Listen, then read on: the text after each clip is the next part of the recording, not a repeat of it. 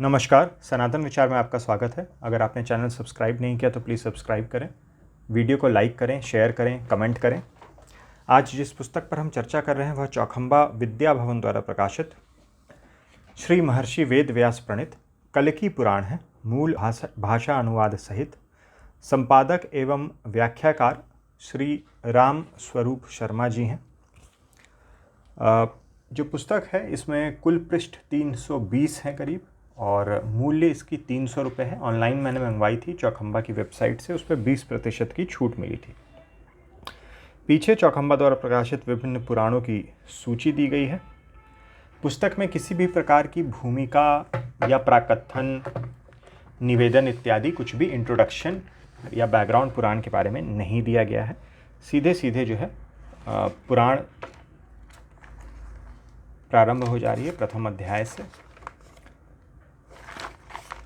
मूल्य ये 300 रुपये है और यहाँ भाषा अनुवाद सहित प्रथम अध्याय जो है वो सीधा प्रारंभ हो जा रहा है।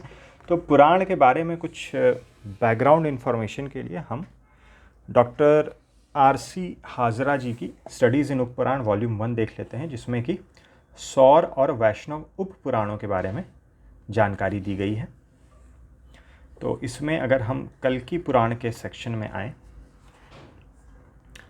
इसके बारे में डॉक्टर हाजरा लिखते हैं। यहाँ से कल्कि पुराण है, पृष्ठ संख्या 330। इस पुस्तक पे भी वीडियो चैनल पर उपलब्ध है, अगर आप देखना चाहें तो पुराण वाली प्लेलिस्ट में देख सकते हैं। This is one of the late Upapuranas. It claims to be a continuation of the Bhagavata Purana and to deal with future events.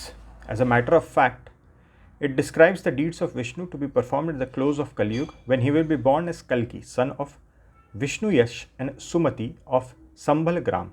It is divided into 3 anshas or part, of which the first 2 consist of 7 chapters each and third of 21 chapters.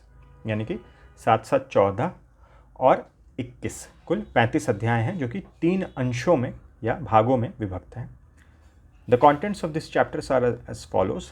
इस जो चौखंबा विद्या भवन वाली पुस्तक है उसमें विषय सूची भी नहीं दी गई है, तो यहाँ से हम एक अवलोकन कर लेते हैं कि क्या क्या विषय इसमें है इस उपपुराण में। Chapter 1, Salutation to Vignesh, who is adored first of all in the Vedic, Tantric and other scriptures. Chapter 2, Brahma's approach to Vishnu and the latest assurance that he would manifest himself in the house of Vishnu Yash at Sambhal.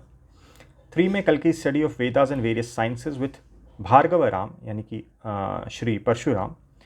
Chapter 4, Kalki's speech to King Vishakhayup on the origin of the universe from himself. Chapter 5, Suka's further statement that the kings who attended the Swayamvara Shabha arranged by Brihadrath turned females as soon as they looked amorously at Padmavati. मूल पुराण में पद्मा नाम ही आया है हर जगह।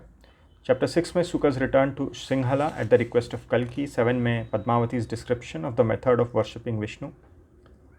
फिर प्रथम अंश यहाँ समाप्त हो जाता है। द्वितीय अंश में चैप्टर 1 से 3 में वही विष्णु पूजन का विवरण जो है वो आगे बढ़ा है। चौथे 5वें में Kalki's instruction to the kings on varna ashrama dharma. Chapter 6 में Kalki's return to Sambhal. Chapter 7 में Kalki's fight with the Bauddhas led by the Jina. फिर तृतीय अंश में प्रथम अध्याय में Kalki's victory over the Bauddhas and the Mlecchas. Chapter 2 में Kalki's return from Kikata and meeting with the Balakhilya sages at Chakratirtha. फिर Kalki's meeting on the Himalaya with kings Maru and Devapi of the solar and lunar race respectively. और इसी प्रसंग में सौर और सूर्यवंश और चंद्रवंश की वंश परंपरा का भी वर्णन आया है। संक्षेप में इन्हीं 2 वंशों का वर्णन आया है इस उपपुराण में। चौथे अध्याय में नेम्स ऑफ रामास डिसेंडेंट्स, वो वही सूर्यवंश के वर्णन के अंतर्गत ही आया है, और फिर उसी के अंतर्गत संक्षेप में राम कथा भी आ रही है। 5वें चैप्टर में Kritayuga's arrival in the form of Maskarin and the account of 14 Manvantaras संक्षेप में है। चैप्टर 6-7 में कल्की start with Maru Devapi and others in his train and meeting with Dharma who was driven out of Vishasan by कली।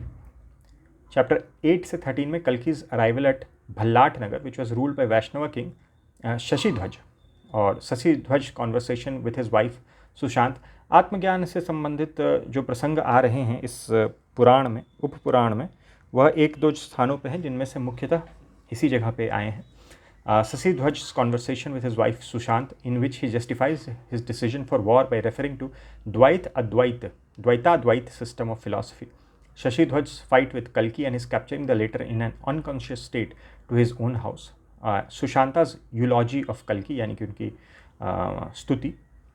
Other deeds of Kalki, performance of Rajasuya Yagya and other sacrifices, विभिन्न यज्ञों को करना. 17 में description of the method of performing the Rukmini vrat, एकमात्र यही व्रत है जो इस उपपुराण में वर्णित है. Kalki's amorous sports with his wives, उनकी लीला का कुछ वर्णन है. और 20वें और 21वें जो कि अंतिम के अध्याय हैं, उसमें गंगा जी की स्तुति है एक. और फिर पुराण के ही अंतर्गत समस्त कल्की पुराण की एक तरह से विषय सूची दी गई है और ये बताया गया है कि इस उपपुराण में 6100 वर्सेज हैं, 6100 श्लोक हैं. आगे डॉक्टर हाजरा लिख रहे हैं, कल्की Purana as its content show is purely a Vaishnava work. Its philosophical standpoint being Dvaitadvaita. It knows Vishnu's 10 incarnations, including Balabhadra and the Buddha, and seems to regard Krishna as the Bhagavat himself. Mentions the tulsi plant and once the tantras on several occasions. तंत्रों का उल्लेख आता है. फिर doctor Hazra का मानना है कि by its statement that Kalki defeated the Buddha and his followers and carried on Digvijay for the establishment of dharma, this work seems to betray its knowledge of Shankaracharya's activities. That it is a late work is shown definitely by the fact that it is not referred to or drawn upon by any of the numerous smriti writers known to us. तो किसी भी स्मृति ग्रंथ में विशेष यहाँ पर आप अर्थ लें विशेषकर निबंध ग्रंथों का, कहीं भी कल्की पुराण से कोई भी चीज़ उद्धृत नहीं की गई है. It is however not to be dated later than the beginning of the 18th century AD. One of its manuscripts was copied in Shak Samvat 1726. फिर डॉक्टर हाजरा का कहना है कि उनकी स्टडी के अनुसार must have been written in Bengal. Almost all its manuscripts हितोतो discovered are written in Bengali script. And in Amsha 1 chapter 2 it speaks of 10 sacraments, 10 samskara for Brahmins. तो ये कल्की पुराण के बारे में डॉक्टर हाजरा का जो मत है वो है, और कल्की पुराण में जो विषय वस्तु है वो भी हमने मोटा मोटी वहीं से कवर कर ली. अब ये जो पुस्तक है, जो संस्करण है पुराण का, मूल संस्कृत और नीचे हिंदी का अनुवाद दोनों ही दिया गया है इस ग्रंथ में. कुल पृष्ठ 320 हैं. 320 में ये भी पेजेस ये नहीं इंक्लूडेड हैं. पुराण जहाँ से प्रारंभ हो रहा है वहाँ से लेके अंत में 2 अनुक्रमणिकाएँ भी दी गई हैं. उनको मिला के 320 पृष्ठों में पूरा पुराण है. फॉन्ट साइज़ सेम ही है, संस्कृत जो मूल है और नीचे जो हिंदी अनुवाद दिया गया है दोनों के लिए. प्रिंट की क्वालिटी बहुत अच्छी नहीं है, और जो फॉन्ट यूज़ किया गया है ये जैसे पुराने प्रिंट होते थे ग्रंथों के, जैसा कि हम वेंकटेश्वर प्रेस या खेमराज श्री कृष्णदास द्वारा प्रकाशित कुछ पुस्तकों में देखते हैं, उसी तरह का फॉन्ट यहाँ भी हमें देखने को मिलता है. सारे श्लोक जो हैं ऊपर वो नंबर्ड हैं और नीचे उनका अनुवाद भी नंबर्ड है. लेकिन कई जगह जहाँ अनुवादों की नंबरिंग की गई है वहाँ नंबर के आगे ये जो 2 आपको लकीरें आगे पीछे दिख रही हैं वो मिस हो गई हैं. तो फिर पढ़ते समय, लय में आते समय वो अक्षर भी सेंटेंस के साथ मिले हुए से प्रतीत होते हैं.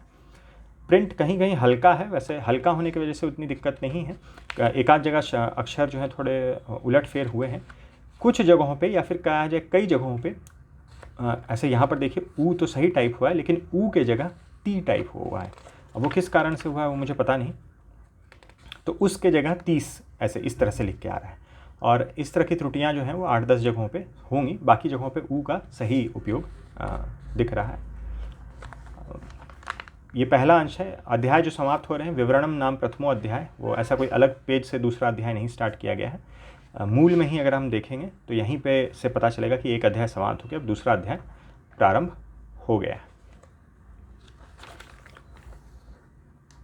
यहाँ पर देखिए जैसे 30 प्रयुगल यहाँ पे इस तरह से अन्य जगहों पे आए हैं. यहाँ पे उस आना चाहिए था, तो ऊ के जगह पे ती आ गया.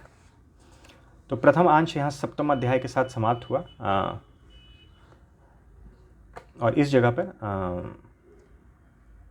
द्वितीय अंश प्रारंभ हो रहा है. प्रथम अंश समाप्त होने का यहाँ अनुवाद में भी एक सब हेडिंग टाइप या पुष्पिका दी गई है. और उसके बाद यहाँ पे वही आत्मज्ञान संबंधित कुछ उल्लेख आ रहा है. यह शरीर गृह रूप है, आत्मा गृहस्थ रूप है, बुद्धि स्त्री रूप है और मन सेवक रूप है, तथा हमें भी बुद्धि रूप स्त्री का आज्ञाकारी सेवक रूप ही जानो. सब जीव अपने अपने कर्म अनुसार, अर्थात जैसा जैसा कर्म किया है उसके अनुसार फल भोगते हैं. मन ही मुक्ति और संसार बंधन का कारण है. मन ही त्रिलोकीनाथ भगवान की माया से विषयों में आसक्त हुए पुरुषों को संसार चक्र में घुमाता है. यहाँ जो दो राजा हैं मरु और देवापी, उन्होंने अपने परिचय के प्रसंग में ही, एक सूर्यवंश के राजा हैं, एक चंद्रवंश के राजा हैं, और अपने परिचय के प्रसंग में ही जो है वंश परंपरा का उन्होंने वर्णन किया है। और सूर्यवंश की वंश परंपरा के वर्णन के अंतर्गत ही श्री राम कथा का वर्णन आ जाता है, बहुत संक्षेप में। यहाँ भी संक्षेप में ये आपको पंचम अध्याय है, ये पंचम अध्याय यहाँ समाप्त हो रहा है। तो इस जगह पे मनवंतर का मतलब काल का बहुत ही संक्षेप में वर्णन आ रहा है। द्वितीय अंश का पंचम अध्याय है ये।